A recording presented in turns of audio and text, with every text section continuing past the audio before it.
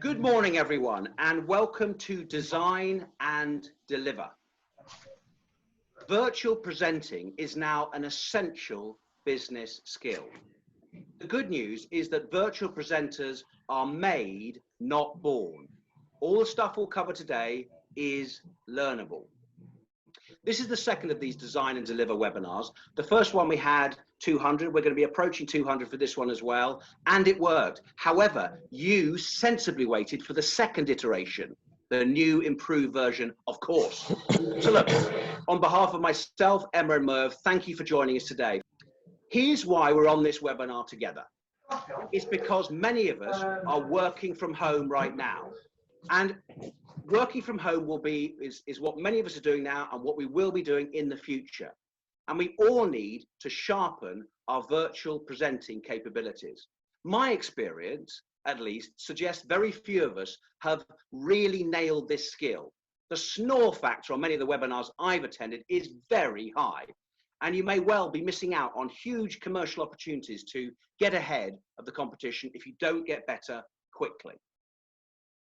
During this webinar, I've got 3 promises for you.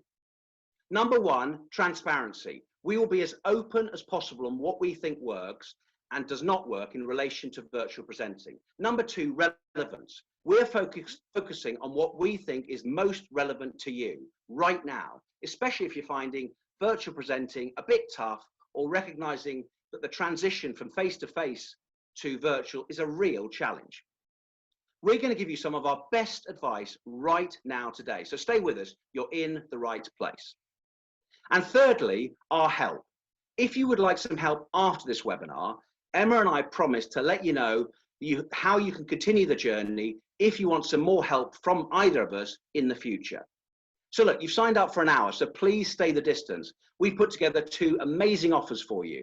Emma will tell you about her offer at the end of her session on visual aids, and I will tell you more about the video series we've developed that will build on some of the content we will showcase today and will fast track you to becoming an exceptional virtual presenter. Is that fair enough? All right, let's get into it. So this is an immersive webinar that allows you to experience firsthand how to deliver a powerful and engaging virtual presentation. Since we started, a few more people have landed, so we've now got 167 on the webinar. Those of you who've just come in, if you haven't done so already, grab your mobile phone, go onto the browser and mentee.com and enter the code 462043. So do that right now because you'll be using the phone, we'll be asking you questions and getting you involved throughout the whole of this hour. When Emma and I started developing our relationship between Emperor and Jeremy Cassell coaching, we wrote a series of articles on LinkedIn. In the first one that happened in May this year, I was doing some research and I came across a poll from Citrix from 2018, and it asked this question: what engages you in a virtual presentation? There were 4 really common answers. The first was interesting and relevant content. That's pretty obvious, isn't it? You wouldn't be coming on here unless you believed you could learn something about how to virtually present. The second was a passionate and high energy speaker. The third was interaction with the presenter or attendees. And finally, visual slides. I've got great news for you. We will deliver on all 4 of these today. So we just want to have a look at all those 4. We want to find out what engages you most in a virtual presentation. So we're gonna have a look at the first mentee question.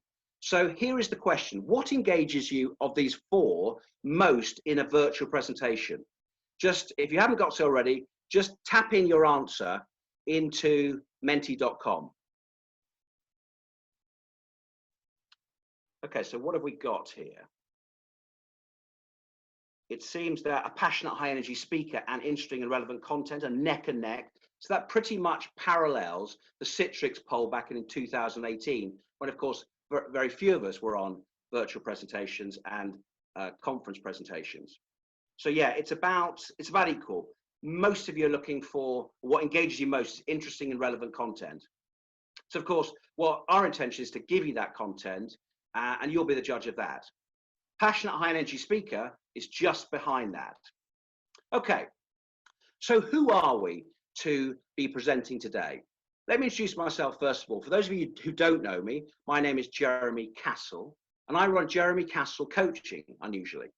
I work with leaders and teams to improve their confidence and competence in delivering exceptional face-to-face and now, of course, virtual presentations. I help leaders communicate in an authentic way in order to move, persuade, and convince any audience. My previous corporate experience included a spell with L'Oreal and Pepsi in a range of sales and learning development roles. And I've been a trainer and coach now for 20 years. I'm a keynote speaker and I write business books. I'm currently working on the 3rd edition of Brilliant Selling, and I've co-authored the Leader's Guide to Presenting, which was the 2018 Business Book of the Year. My other host, I'm delighted to say, is Emma Lewis, obviously with social distancing, of course. So do you want to introduce yourself from leafy Southampton, Emma? Sure. Hi, everyone. Thanks for joining. So I am part of, many of you may not be aware that there's a specialist presentation division that sits in Emperor. And so I work with them. And before that, I was 16 years client side versus agency side working for IBM, where I worked in communications and marketing. I decided to come agency side around 5 years ago and have been working in presentations ever since. And we also have our special guest, who is Merv. And Merv is our Mentimeter expert. So most of you will have had an experience with it so far on this webinar. And he specialises, he used to be 25 years in the Sussex Police. And now he is a specialist in helping engagement in webinars and reinventing how we host and get audience interaction on webinars, which is so useful, particularly at this point in time. So we'd like to call him the Mentimeter Ninja. So if you can just, we'll hand over to you, Merv, for a couple of questions, I think. 2 questions. Who have we got on with us today and what's your job title? So this gives everyone a chance to see and involves everybody to see who is on the call today. Okay. So we've got sales managers, a couple of product managers, project managers, a whole host of different people. That's fantastic. Excellent. Senior sales. Brilliant. And someone's popping up in chat. A therapist, trainer, author, and speaker. That's a lot to do in one day. Okay. And the next question that we've got for you is, have you ever delivered a virtual presentation? How many of you have had to do this job that we're doing today? Oh, wow. Amazing. Fantastic. So around 80-20 split, roughly, Jeremy, there. Okay. So we've got a lot that we can offer you today to help with, that's for sure. So why is it such a hot topic at the moment, Jeremy? Well, exactly, the right sort of question, Emma. And I've just seen, actually, we've got up to 186 participants, which means we've just gone past what we had before. We had 185 last time, so that's brilliant. So look, I want to spend just a few minutes with you, identifying the context we're all facing and get your input on the online presentations that you've attended in the last few months. I have a very simple thesis. Flexible working is here to stay. For many of us, we will not be going back to the office in the near future, and for many of us, real change is in the air. Ever since the arrival of broadband in the early 2000s, commentators have been predicting that there's going to be a revolution in home working. And let's face it, it hasn't really materialized. The number of home workers did rise partially, but they had to endure, of course, tedious jokes about watching daytime TV and working in their pajamas. Before COVID-19, only around about 7% of us worked from home. About 7% of us, about 5% in the UK. And then, of course, in March, the future arrived with a bump. We've now got used to encountering our colleagues and as rows and columns, like a very subdued game of celebrity squares.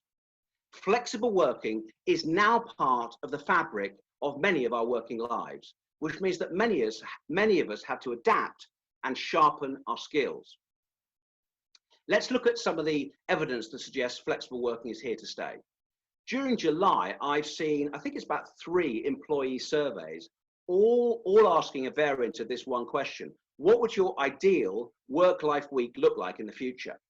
I was coaching, in addition, a managing partner of a professional service firm recently, and the firm asked its employees, do you like working from home? Around about 74% in this particular survey said yes.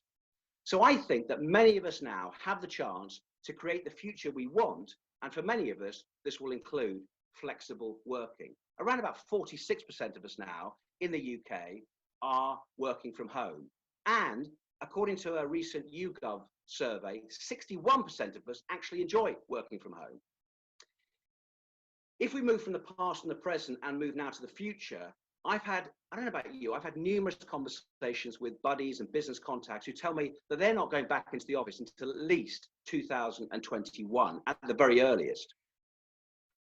I managed to get hold of a survey, I don't know if you saw this, a survey that was conducted by Fortune, and it surveyed the CEOs of 2020. It was literally in the last 3 weeks or so. And one of the questions was this: when will at least 90% of your workforce have returned to their usual workplace? 26.2% of CEOs said never. They were given a whole series of opportunities to identify the specific quarters, and 25% said never. Another question that I thought I would share with you is this. One of the questions was, when will business travel at your company return to the levels it was before the pandemic? 51% of CEOs said never. So to me, this is pretty compelling stuff, really. More of us will be working from home, and in the short and the long term, and flexible working is here to stay. What goes with flexible working is a whole range of skills that we have to improve. We have to get new ways to sell, to new ways to influence, to negotiate, to run effective remote meetings. And of course, we've got to get better at virtual presenting. So if flexible working is here to stay, my belief is that virtual presenting is also here to stay. And my sense of it is this, and you may or may not agree with this. My sense of this is that, to use the vernacular, there is room for improvement. Current virtual presenting skills are at the best patchy. Would you agree? What's your view? You'll have probably been in the audience in many times in the last few months. Have you ever got bored, distracted, or confused during a virtual presentation? We'll find out in just a second, because we're going to go to Merv, who's going to ask us that question on mentee.com. So, have you ever got bored, distracted, or confused during a recent virtual presentation? Now, sometimes you ask questions in webinars like this, and you've got a fairly shrewd idea of what the answer is going to be, and I think this is it. We were thinking between 95 and 100%. At the moment, almost 97%. A clean sweep there, Jeremy. So what was that, Emma? Almost a clean sweep there. Almost a clean sweep, exactly. So 97% of you have experienced boredom, confusion, or distraction during a virtual presentation, and that's not surprising. If this happens, what it means is you tend to switch off. Confused or bored audiences don't typically buy, take action, or do what you want them to do. Nowadays, we have a 5-minute attention span. A 5-minute attention span. That was actually 12 minutes back in 2000. There was some analysis done by Lloyds Bank that identified that we've got a 5-minute attention span now. Shakespeare, of course, knew about this already, because if you look at Romeo and Juliet and you divide up the total narrative between the number of scenes there is a break after every 5 minutes. So he was ahead of the curve. On top of this, and I don't know about you, but I've seen so many mistakes in virtual presentations. There's one-way broadcasting where we don't get any sort of engagement with the audience at all. There's an inability to get some of the basics right, poor use of technology platforms, too much content delivered in too short a period of time. And what are the unintended consequences of not getting good at virtual presenting? Well, you can lose pitches. You can lose out to the competition. You can reduce the impact of online client seminars, or you just end up with demotivated and unhappy staff. So look, that's the context covered. Let's start with the basic a question around presentation and just get clear about this. What is a presentation? A presentation can be defined as a speech or a talk in which a new product idea or service is shown and explained to an audience. It's when the spotlight is on you for a short period of time and you've got to deliver some information. Typically, there are 5 drivers for virtual presentations. You're either trying to persuade, so that might be a pitch externally, or you might be working internally to get buy-in to an internal idea at your organization. You might be informing, which is perhaps sharing updates or briefings on the projects. You might be instructing. We've got quite a lot of trainers and coaches today on the webinar. So you might be teaching, demonstrating, or training. And you might be arousing. That's an example of that might be problem solution, or you might be wanting to gain approval. You might be motivating to get people on side, or perhaps even change mindset. It might be a change presentation. And the final one, the 5th one, is the decision-making presentation. So that's when you're deciding on promotions or budgets or recruitments.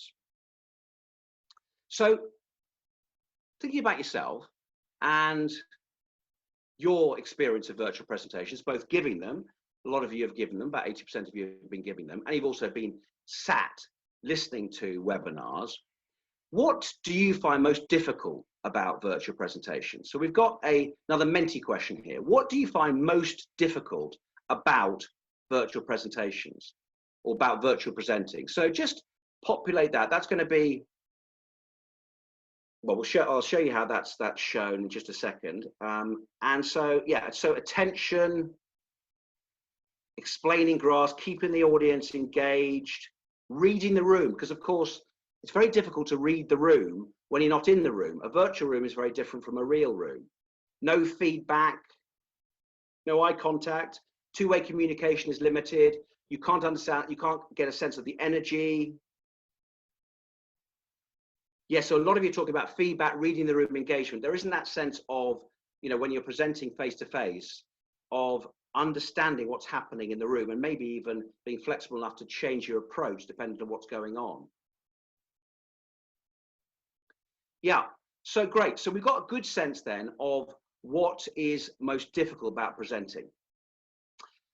You'll remember from that initial poll from Citrix that what most people want is interesting and relevant content. So how do you ensure that your content hits the mark every time? In my view, the reason that virtual presentations often fail badly is, to paraphrase Clinton's presidential campaign, it's the content, stupid. Often it's because the content doesn't work. It could be there's too much information. It could be it's not audience focused enough, or it could be delivered in a really boring way. For example, using bullet pointed slides. We've already established that a lot of you get bored, confused, and experience cognitive overload, too much information in too short a period of time. And here's the issue. If you're trying to sell, for example, or convince people, confused people don't buy, they don't get motivated, and they don't take action. So I've got 3 ideas for you. Here they are. The first one is be audience centric. So, for example, on LinkedIn, I asked, what questions have you got about virtual presenting? And Vera asked about how do you create a connection with any virtual group? And Marek asked, how do you build an interactive feel into your presentations? My sense of it is this: a lot of presentations I see are very presenter centric. Look at me, aren't I wonderful? Haven't I got all this extraordinary information that I want to share with you? And aren't I amazing? And actually, that's not very helpful. I wrote a paper 18 months ago called The 12 Habits of Exceptional Presenters. And the very first habit was be audience centric. So you've got to think about it from the audience perspective, which is what we did when we prepared for this webinar. We thought about, what do the audience want? How much do they know about the subject? How motivated are they to learn?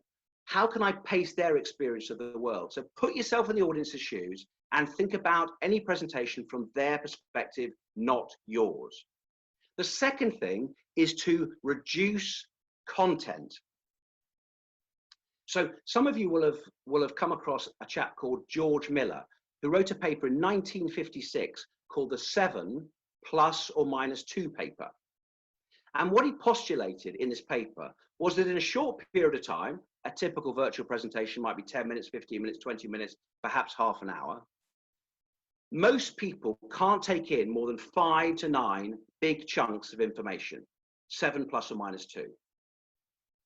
So what I'm going to suggest is what you've got to do is reduce your content. Less is more. Now, what is that? That is an example of the power of 3. Some of you will have come across the power of 3 before. The power of 3 is used in sales. It's used in marketing. It's used in government briefing. It's used in advertising. Comedians have catch lines that are in 3s. Nice to see you, nice, for example. So you've all heard of just do it. Some of these adverts here, those of you who've been on a train in the UK, you might have heard someone coming across when you're sitting in the carriage, see it, say it, sorted. The Mars advert, that hasn't been on TV for 12 years, but I bet if I said to you, a Mars a day helps you, 93% of the audience will say work, rest and play. And then of course we've been bombarded, haven't we, by government information focused on stay home, protect the NHS and save lives. You can also have the power of 3 repeated. So 1997, Tony Blair got into government with the slogan, education, education, education. Any of you buying a house or a flat or something will remember location, location, location. So here's the idea. Look at all the information you want to communicate and ask yourself, can you encapsulate that information into 3 core messages?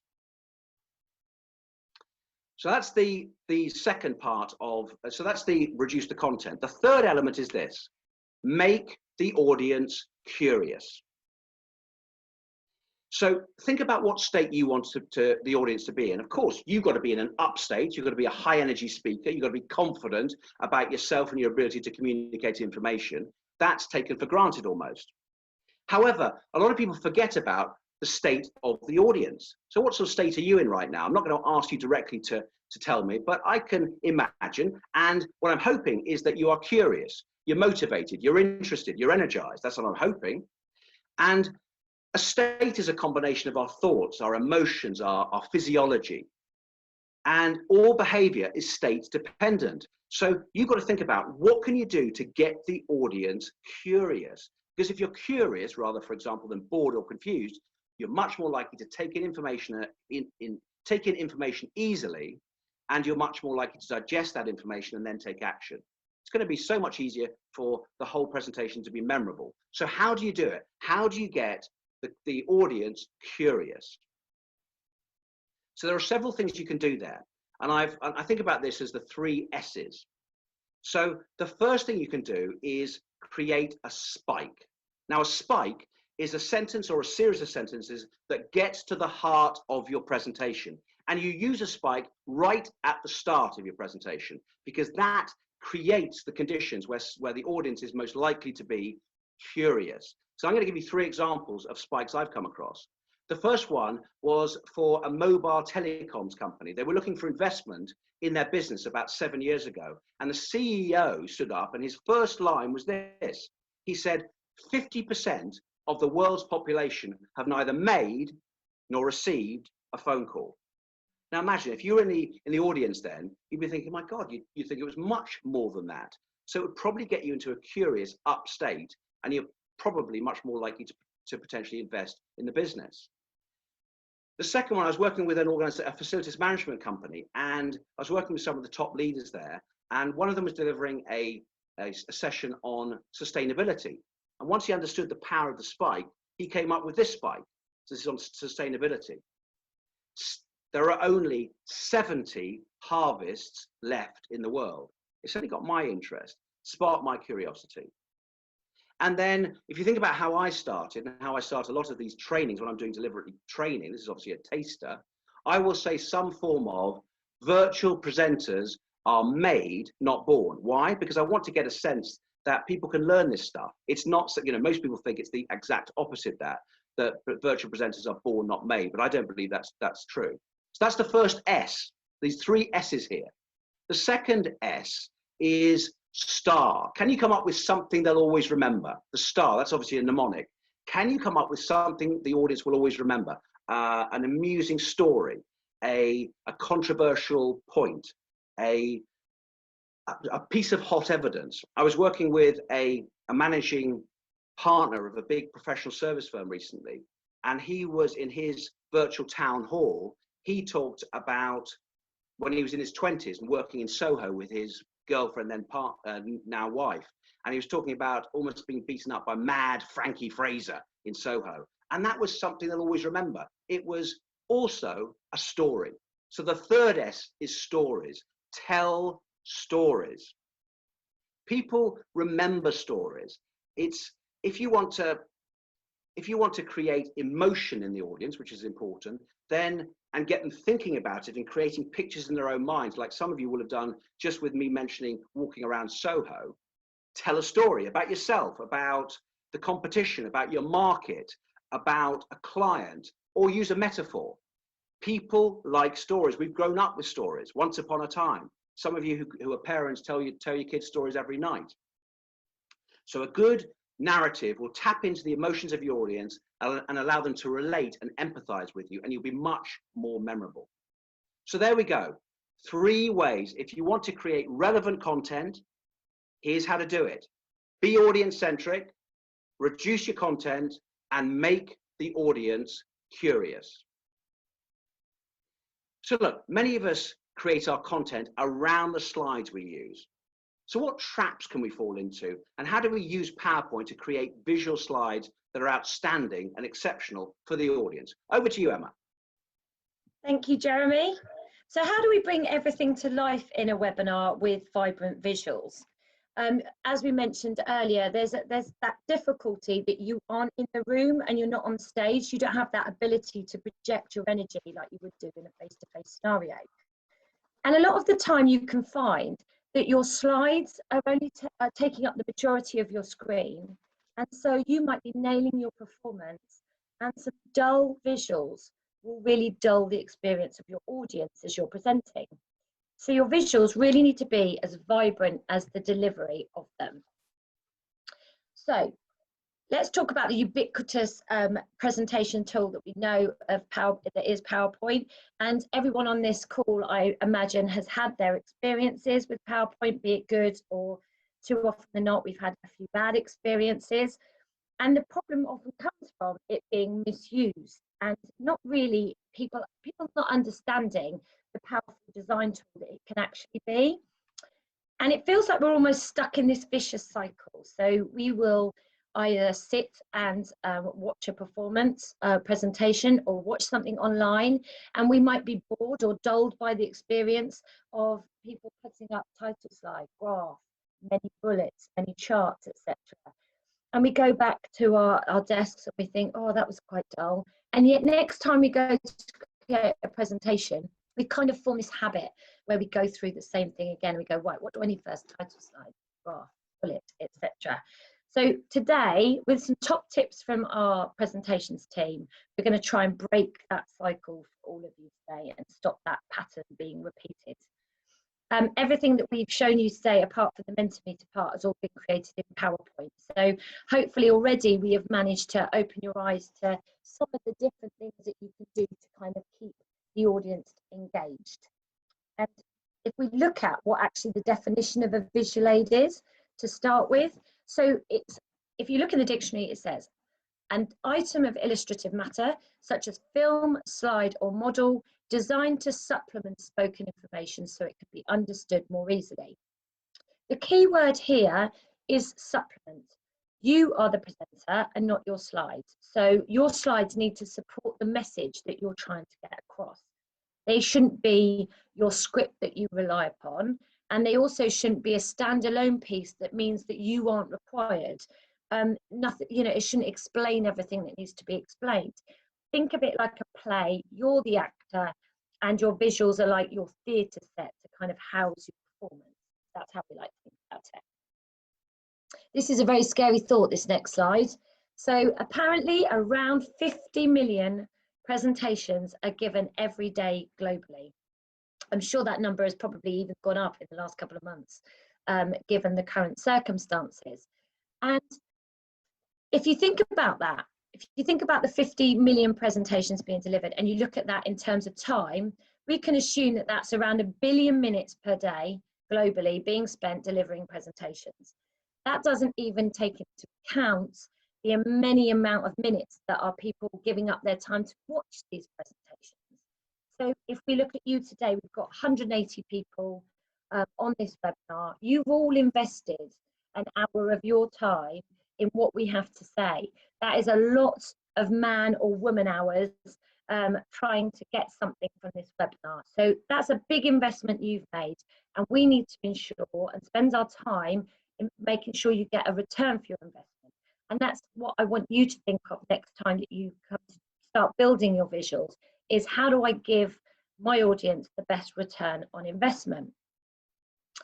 So even with the amount of daily deliveries we can see here that are given for PowerPoint, we as a team, we see that there is very little investment in terms of financials given by companies into PowerPoint as a communications platform.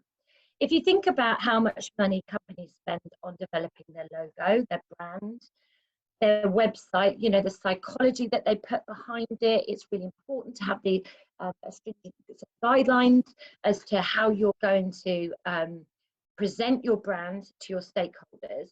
And yet PowerPoints are being delivered daily. They're being delivered by people from a range of different skills, from a range of different departments. And quite often you find that there is a drastic inconsistency in what your company brand is and what actually is being delivered out to stakeholders on a daily basis. And the way in which to start, you know, that we see is the best way to start from, is a really creative and robust PowerPoint template. Now, a lot of companies don't spend much time or investment in making sure that they've got that building block in place, so that when you sit down to do a presentation, you have got that creative platform to start with, and you don't have to spend lots of your time creating it. Once you've got that core base in place and you sit down to start planning your presentation, you can then look at adding all sorts of design elements that people just don't know how to use, or just don't use them often enough. So you can embed video, you can use iconography, you can use infographics, all things like that that will keep you on brand but really push the boundaries. Like today, we haven't moved off of brand, but we've added some high resolution images, etc., just to hold the attention, which is particularly important when it comes to presenting online. We refer to PowerPoint within our team as the Swiss Army knife for communications, because it has this whole host of opportunities for you to create various different communications rather than just slides. So a little bit of homework for you after this webinar today is, if you go into PowerPoint and you go to File and then go to either Save As or Export, you will be surprised at how many different things you can export a presentation as. So you can take a slideshow and you can export it as an MP4 video, which instantly gives you content to upload on socially, on LinkedIn, etc.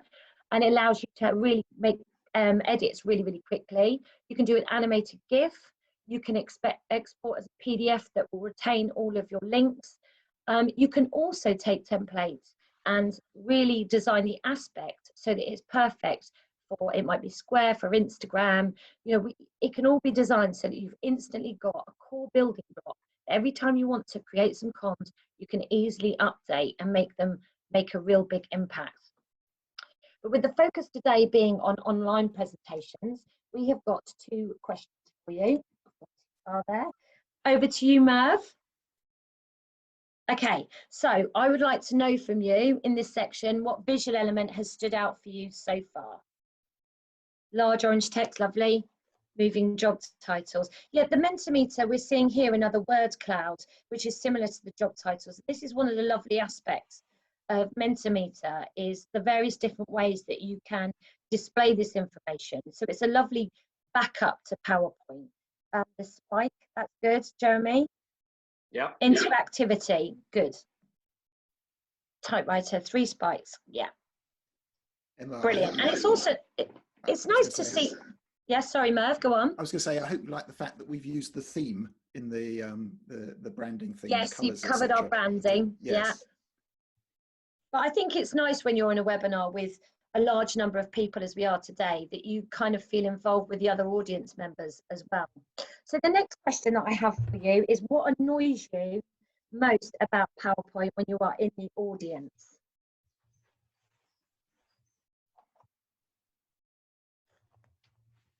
And we just gave people two You've got a options, couple of right? Mentimeter questions coming in the chat, which we can either cover at the end or we can follow up afterwards, just to let everybody know that. Okay, blocks of tests, yes. Speaker using slides as a script, absolutely. I have very much been guilty of that in the past. Out of focus graphics, yeah. Okay, well, this leads very nicely, if I can say that, to the next chart that I have, which I'm sure we will all have had our experiences of, and that is this type of chart. Horrendous. So your eyes are darting all over the screen, you're trying to work out what the chart's trying to say, there's hundreds of bullet points, different colours, etc. And the whole time that your eyes are darting around and trying to read all of this stuff, you aren't concentrating on what your speaker has to say.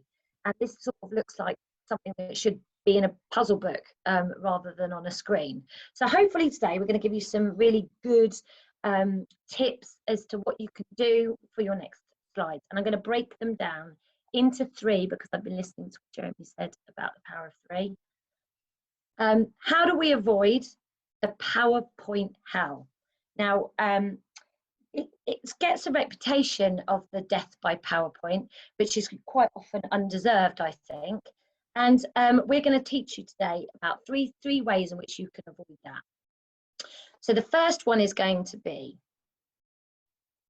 your tone. So you will have decided upon the tone of your presentation, the content, the style in which you're going to present. It might be light-hearted and fun, or it might be more serious and professional, depending on the driver that Jeremy referred to earlier. So once you decide upon that tone, you need to think about how you're going to back that up with the style of your presentation. So we always suggest that you take your content and you begin with a storyboard. Start to highlight and draw out the key messages that you want people to take away, and start to think about how you can visually really drive those messages home. Write them next, create slides and write in each of them the points that you want to make. It's a great starting point to go from.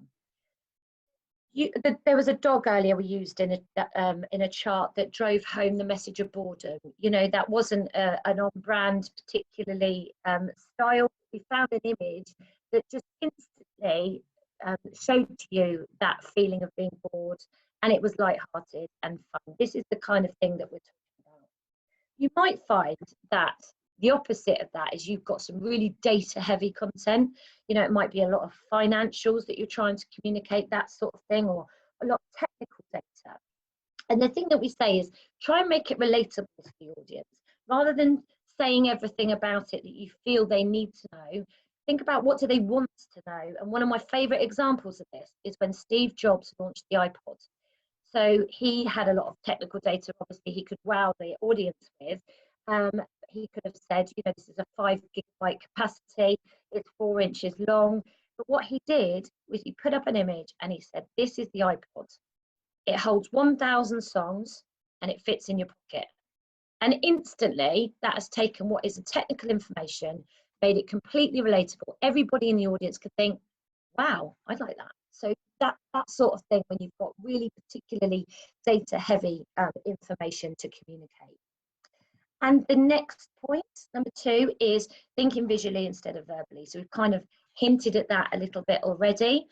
Once you've moved through your storyboard and you've got the starts of that in place, remember that you are the presenter and not the slides, and start to think about how you're going to really visually support your performance.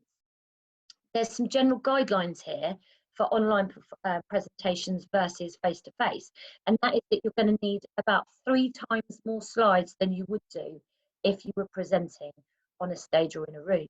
And the main reason for that is you want to keep up momentum, you want the focus to be on you, and to just keep people's eyes on you, not diverting to emails, looking at their phone, apart from Mentimeter, of course. And I've got another 3 here. If it takes more than 3 seconds for your audience to determine what you're trying to say on your slides, it is too complicated. 3 seconds maximum. They should be able to understand the point that you are trying to make. And if it isn't, then you need to start again and think about how to really break it down and make it clearer. And another good point to drive this home is the psychology of the picture superiority effect, which some of you may or may not have heard of. It's the psychology that says if you read or are told something, 3 days after that, you're only 10% likely to remember what it is that you were told. If you use visual elements, that number jumps to a whopping 65%. So it really does show that a picture paints 1,000 words. Our team understand this, and so for clients, we often take their business, their values, their sectors, their products, etc., and look at how we can break them down into an icon library and represent each of those areas by icons. They can be animated or they can be still, but it's just different ways in which each time they talk about that area of the business, they haven't got to write it down, they've got a visual element to focus on. The next slide is one of my presentation heroes, which is Nancy Duarte. Some of you may or may not have heard of her. She's written a number of books on creating powerful visuals. And she says this: don't worry about slide count, just make the slides count. So earlier I said to you about, 3 times more slides for online. But don't get too hung up on the numbers. Just think to yourself, do I need that slide? Or am I trying to fit too much onto that slide? Don't be afraid to break it over 2 or 3 slides. Just keep going back and thinking and breaking it down and thinking about your audience, making sure that all the slides you've got there are worth having and that you haven't made the message too complicated. Engage your audience, but don't distract them, and increase the interest, but reduce the noise. So also, you need to know when to call in the experts. So I've laid out here a couple of slides that show some of the layouts that we've created for various different clients. If you've got a high stakes presentation with a lot riding on it, there's nothing worse than when you have got to worry about nailing your performance, your script, your delivery, and then too often than not, the slides come the last minute. So know that you can call in the experts to help you out, even if it's for the basic template so that you can do it yourself, but to give you that powerful, robust, creative template to begin with. Or perhaps you want a suite of layouts, so you've got the ideas, but then again, you can, fill out the content yourself. Or maybe you want a blow your hair back presentation that's created completely from scratch. It takes an enormous pressure away from you as a presenter. So always know that you've got experts there to help you, and then you've got this reusable asset at the end, like I said before. You're able to make the changes and use it again and again and again. It's a great starting point. For us, it has been it's been a first for me, I should say, being a client of my own presentations team for this webinar. So, I've worked with them for 5 years, but for this webinar, Jeremy and I actually got to be the clients. So we got to work together, which has been brilliant. Jeremy was able to give me pointers on performance. We were able to focus on our scripts, on our delivery, and then we gave the team our skeleton storyboard for them to create these slides. So it's been a great experience to sit client side with them as well this time. And the third and final point is surprise your audience, particularly when you're doing online presentations. So we've been interacting with you with a poll, so bringing you in each time to hear what you've got to say and making you part of the experience. We also get asked to do like gamification. We got the other week we did a board game for a team so that they could spin the wheel, they could move their counters around the board. Or you could embed a video or an animation. Just keep the surprise element up and keep your audience involved. It helps to retain their interest, and the good advice is to make sure you do that at least every 5 minutes. So I could talk and talk and talk, which I'm really, really good at, but I'm going to stop shortly. And I just want to say that what I have done is to continue this conversation for anyone on here that is interested. I've set aside over the next 3 weeks a number of 30-minute slots 20, 30-minute slots. And if you are interested, please either privately message me here on the chat or message me on LinkedIn, and we can put some time in the diary.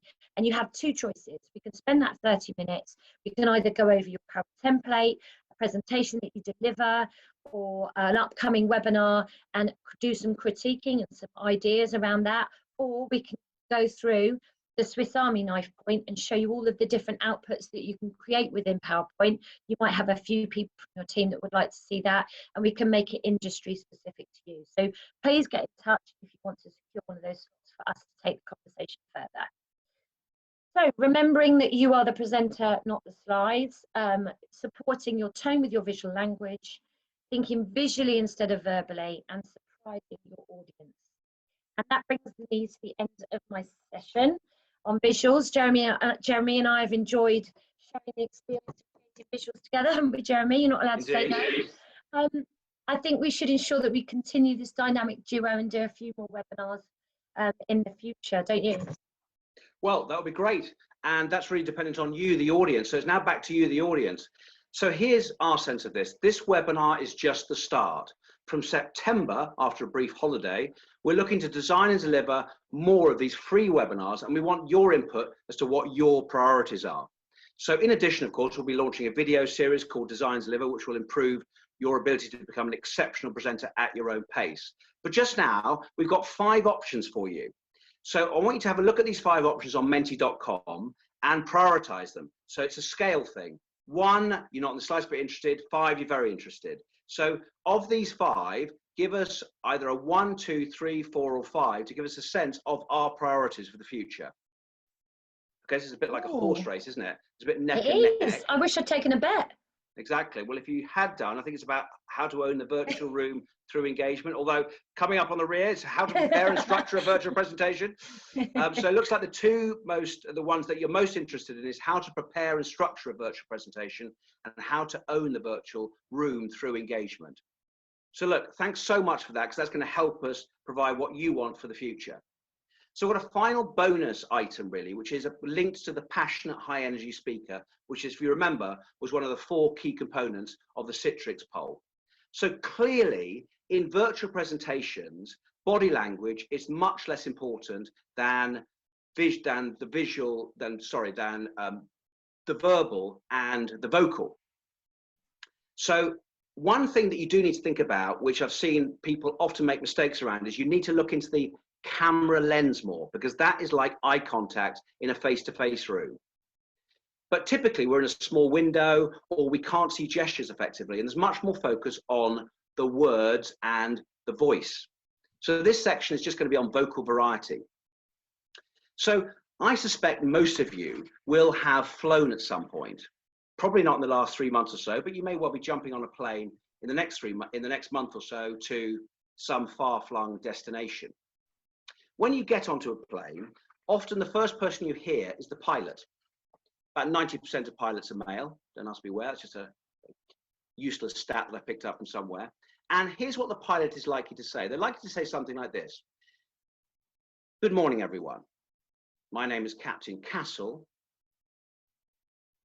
We're going to be pushing back in approximately 30 minutes.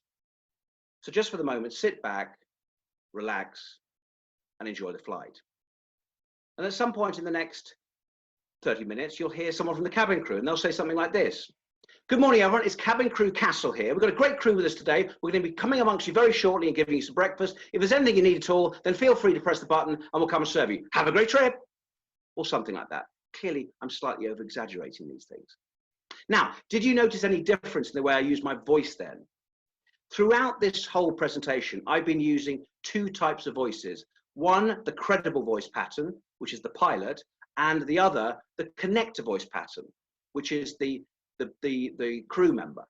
So you'll notice that it's different. If you use the credible voice pattern, it's slow, monotone, you can use pauses, and you go down at the end of the sentence or phrase.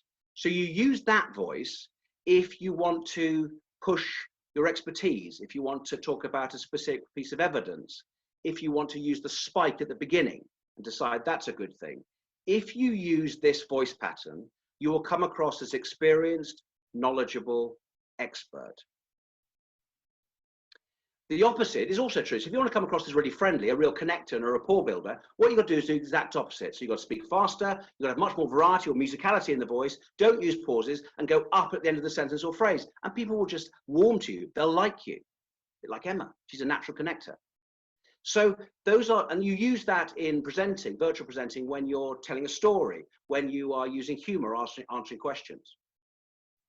So that's a little bit of a bonus on vocal variety. So as we have just a few minutes to go now, I reckon we can all agree that remote working is here to stay and virtual presenting is here to stay. We've managed to cover 3 core areas today. We've had a look at how to create relevant content, how to design exceptional visual aids, and how to use variety in your voice in this taster. We really hope it's been of value, and as promised, it's been practical so that you have some helpful information that you can start using immediately. And yet, of course, there is so much more to say. What we've covered is just the tip of the iceberg. So we wanted to ask you a final question. We're going to go back to Mentee for this. What still frustrates you about delivering virtual presentations? What still frustrates you about delivering virtual presentations? So just populate that with whatever you have on your mind. Poor PowerPoint slides, lack of feedback, not enough practice. Yeah, and the only way you're going to get better at it is to do more of it. So you can become confident by competence. That's through doing it. Confidence, energy, the tech, poor audio, low tech attendees, need to build trust. Those are all things that are deeply frustrating. And let's face it, there are huge numbers of challenges that we face right now. So thank you very much for explaining those to us. So these things are annoying, they're frustrating, they're difficult. Now, as I promised, we've got something for you, the Jeremy Cassell offer. If you would like to take advantage of further help and rid yourself of some of the frustration you identified in the last Mentee question, then I've got something to show you. Is that fair enough? I've delivered over 75 hours worth of virtual presenting during the last 3 months, webinars and training typically. And on top of that, I've attended numerous webinars and coached over 20 leaders on how to deliver exceptional virtual presentations. I've witnessed so many mistakes. You know, I've already talked about one-way broadcasting, no engagement, an inability to get the basics right, poor use of technology. It does not have to be like this. You don't have to lose pitches or reduce the impact of client seminars or leave your teams demotivated. We have an answer for you if you want to get to the front of the queue. This month, we'll be launching Design and Deliver, a comprehensive video series which will increase your ability to deliver exceptional virtual high-stakes presentations. You can learn at your own pace about planning, structuring, and delivering confidently, and get up to speed quickly and easily. This series will be accompanied by an ebook on the art of an engaging virtual presentation, a learning resource workbook, a new scorecard which allows you to develop an ROI, and you can even get direct coaching from me. Now, if this is of any interest to you, then we have an immediate offer. We're asking for your expression of interest. That's it, just your expression of interest. We just need your name and email address, and you will be eligible for 2 things. Initially, a 20% reduction in the price of the videos when they launch in just a few weeks. So here's how it works. There is a URL in the Zoom chat right now. Click into it right now if you're interested, and put your name and email address in that landing page. If you do that, and you click into it now, it's nice and easy. It's a 10-second job, and it will give you 2 things. It will give you access to a pre-launch offer of 20% off the video series, and you will ensure you are the first to hear about this when it launches. There's no commitment to buy at this stage. We're simply asking if you're interested. So you can see the URL now, click into it, leave us your name and email address. This offer is only available because you bothered turning up today. So go ahead, click now, give us your name and address. It's really, really simple. So what happens if you're now registered?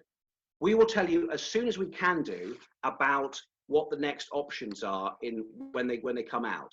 And you will get to the front of the queue with the information when it appears. This course will mean you can win more business and you can win hearts and minds every time you present. So look, it's going to be back to you. We promised some questions and answers, and we'll be around for 30 minutes or so afterwards between Merv, myself, and Emma will be. So in 1 minute, we'll be done. We will send you the slides. We'll send you a recording so you can share with your colleagues. And please do a few things for us. Please come back with some comments on social media. We typically use LinkedIn a lot. So please tell us what you think of it. I'll be posting tomorrow. Give us some feedback. That'll be really helpful. And remember, we're going to be around for the next 30 minutes for an informal chat if anyone wants to discuss any element of virtual presenting. Apologies that we haven't had time for any questions, but we can answer your questions in the next half an hour. So look, you can pretend it's the coffee lounge, Jeremy, can't we? Indeed, the coffee lounge, the virtual coffee lounge. Thank you, Emma. So virtual presenting is now an essential business skill. The good news is that virtual presenters are made, not born. So it's all learnable. So the first one there is, Jeremy, can you give us some tips on using notes or a script in a virtual presentation, where to place them, how to use them without losing too much eye contact with the camera? So of course, right at the moment, I've got eye contact with the camera. The camera needs to be at eye level, and that's really critical. So there will be some presentations where you're able to pretty much know it because you're a subject matter expert and you can talk around the slide, so you don't need a script at all. There'll be others where you probably do need a script and you haven't got the chance to memorize it, or you haven't got the time or inclination. What I would always suggest is that you practice the start and the end so you can get eye contact with the camera and eye contact with the audience at the start of a presentation. If you need a script, make sure it is easily accessible. So we've developed obviously a script for this. We've memorized certain parts of it, but we have a script, and you can either have it in, in full form, or some people would put it on cards. Some people have it just as bullets, or you can put it behind. So when I was working with someone on a virtual town hall recently, he put the script or the keynotes behind the camera. So it was very, very close to the camera lens, and it looked actually visually as though he was speaking right into the camera. So he put his key points just behind the camera lens. That's what you can also do. So does that answer your question? So if you do any of those things, you're less likely to lose eye contact. Can you hear me, Jeremy? Laurie, how you doing? You're right? Yeah, I thought that during the presentation you had the notes on a second screen to your right, and yes, we're referring to them there. Yes, and I do have the screen. I don't have another screen. Merv has a second screen, and a lot of presenters do have second screens. I've actually got them on a flip chart. I've got some keynotes that I will refer to from time to time on a flip chart page, Laurie. Okay. So it's pretty much the same principle as a screen, isn't it?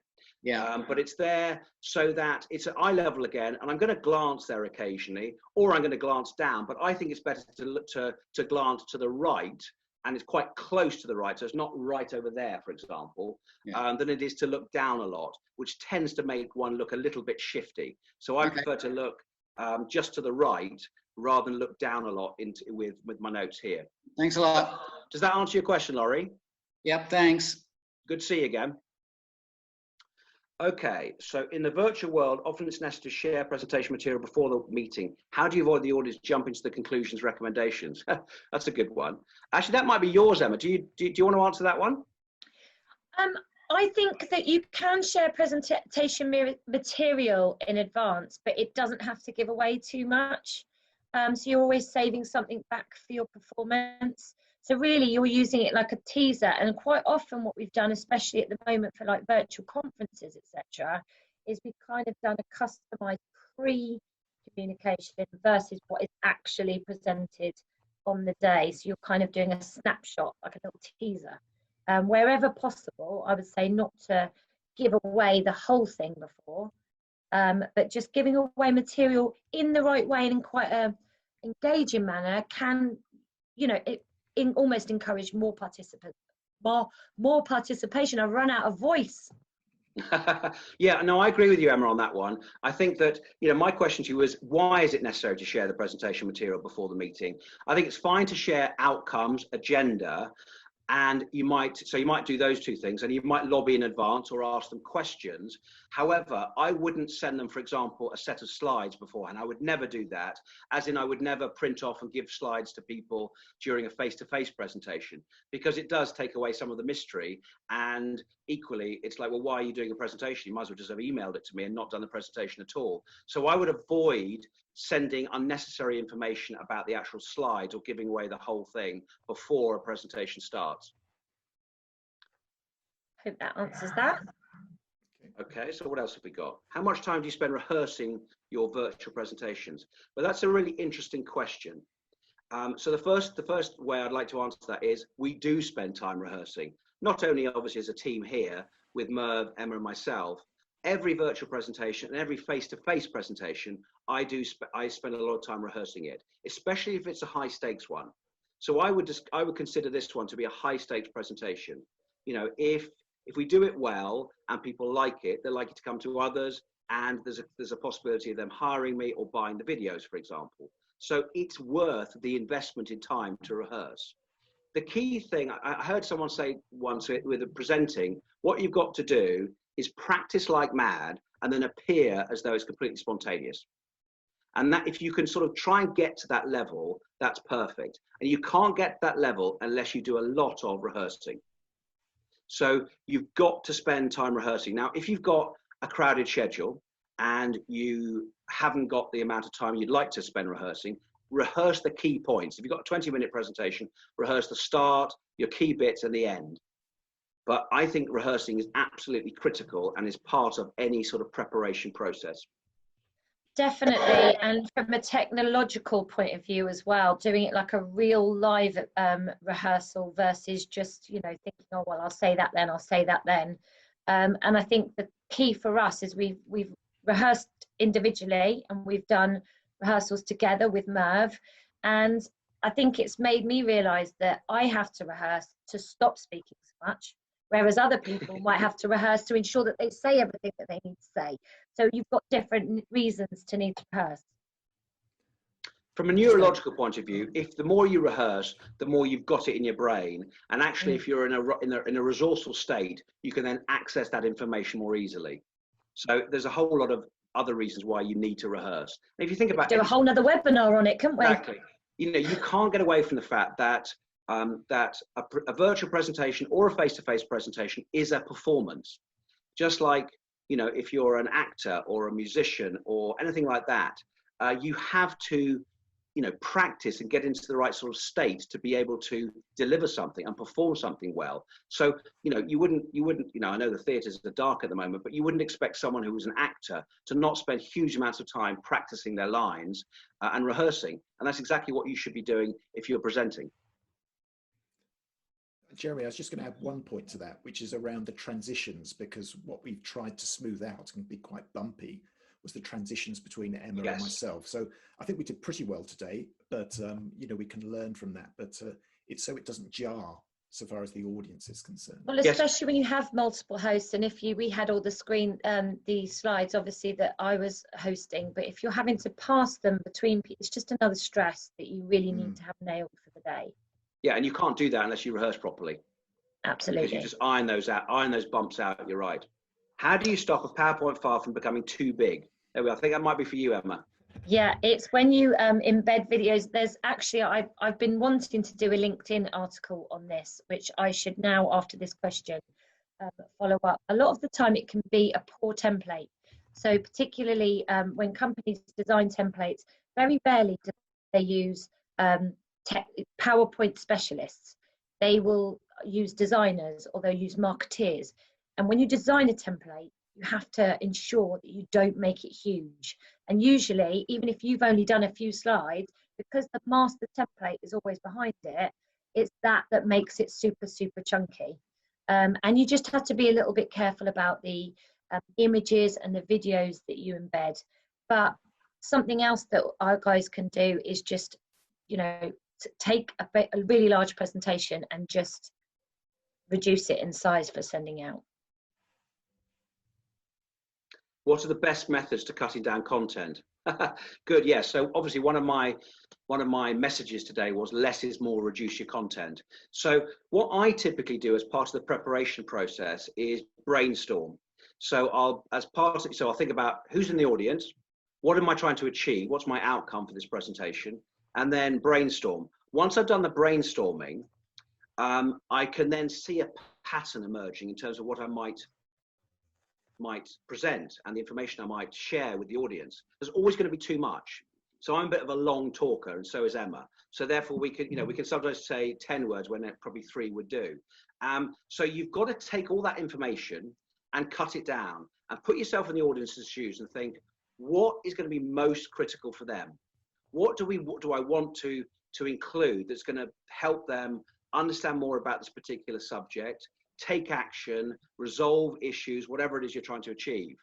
And so you then cut it down, and you partly cut it down then once you start practicing it and use the material. So for example, for this particular webinar, which obviously is an hour, we spent a lot of time. We probably came up with about an hour and a half's worth of material. And the first time we did it, which was a month ago, we had too much content. It was too rich. So we cut it down this time and reduced the content, because the more content you give in a short space of time, the more you've got a chance of cognitive overload. So I think the best methods to cut down content is to ask yourself, what does the audience really want to hear here? What's our core messages? And it's much better to have 3, 4, 5 core messages and keep repeating them, especially if it's a persuasion presentation, or you're informing them of key information, you're trying to motivate them. So that's my thoughts about cutting down content. Does that answer your question? Whoever asked that, come on and talk if you want to come back on me on that. This came in from Scott via the chat, and I did actually ask him to pop it into the questions, and I've just spotted he's left. But what I did assure him that we'll do, I think this is an absolute fantastic idea, and Mentimeter are really responsive to ideas. I put in a number of requests for change which they've responded to. So the answers to questions are displayed in different ways. And the word cloud is really powerful animation, but it can be a bit of a job at times to read, the information as per here, virtual, or if it's moving around too quickly. I mean, one of the key things is where the audience identify, a similar thing each time, the text is bigger. So I think it was easier for you, Jeremy, and to read, where that text was large, because multiple people were coming up with the same answer. So it's got its strengths, but I will certainly give the feedback to the Mentimeter guys for some improvements. Perfect. So let's just mark that as answered and move on. Well, how do you keep your own energy up? Yes, so that's a good question, actually, isn't it? So let's think about that. How do you do that? Because it's the sort of thing that, because I give so many presentations, either virtually or face-to-face, I almost do it second nature. But when I was training, I'll tell you a story. When I was interested in something called NLP, neuro-linguistic programming, when about 20 years ago or so. I spent about 3 years learning about it. So I became a practitioner, master practitioner. And I went over to the States and had 2 weeks where it was a train the trainer, so I could then teach people NLP. And the guy who was delivering the training over in the States, in LA, said to me, Jeremy, and he said to all of us actually, as a trainer, you can never have a bad day. So, of course, I appreciate none of you are, or only some of you are trainers, but a lot of you are presenters. So I have a very strong mindset that I can't have a bad day. And that if I have a bad day, that's the time when I'm found out, or someone spots it. So my own energy comes with a mindset. However, with virtual presenting, I learned from a very good friend of mine called Neil Malarkey, who was on the last one, actually, last month, last one of these. And I was talking to him about, the differences between virtual and face-to-face. And he said to me, and this is for people in the UK, he said to me, when you're doing virtual presenting, you've got to be a bit like a CBeebies presenter. So like really up, ridiculously up in some respects, and wanting to get people overexcited. And if you are like that, you are more likely to be able to keep people. So how do I keep my own energy up? I think it's through, because I understand the importance of delivering something good, because it's usually only for a short period of time. So I'm not having to, and I'm not like this all the time, every second of the day. So, because you go mad, wouldn't you, if you were living with someone like this who was up all the time? So no one's like that typically. But I think you've got to be up when you're presenting, because if you're not up, how do you expect the audience to be up? If you're very low energy, you will create the conditions where the audience are much more likely to be low energy, and you'll then start losing them, or they'll get confused, or they'll get distracted.